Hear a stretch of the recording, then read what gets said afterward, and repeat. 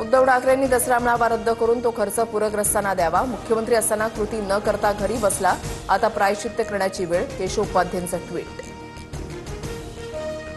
मराठवाड्यासह सोलापूर, धाराशिव, सातारा, नाशिक जिल्ह्याला अतिवृष्टीचा तडाखा। शेतकऱ्यांचं उभं पीक पाण्यात, लाखोंचं नुकसान। तातडीनं मदत द्या, शेतकऱ्यांनी टाहो फोडला।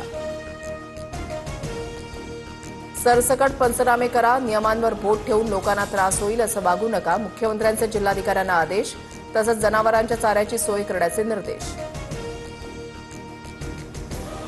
सरकारने आपत्ती निवारणाची काही महत्त्वपूर्ण कामं तातडीनं हाती घ्यावीत। पंचनामा प्रक्रियेसाठी ठराविक मुदतीचं बंधन नको। पूरग्रस्तांना मानसिक आणि सामाजिक आधार द्या। शरद पवारांच्या सरकारकडे 5 मागण्या।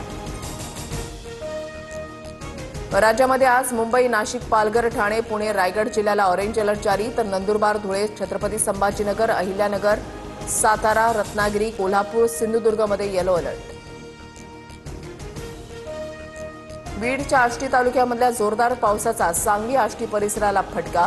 पुरामध्ये अडकलेल्या 13 शेतकऱ्यांना सुखरूपपणे बाहेर काढलं। अंबाजोगाईमध्ये रेणा नदीच्या पुरामुळे सोयाबीन पिकांचं मोठं नुकसान।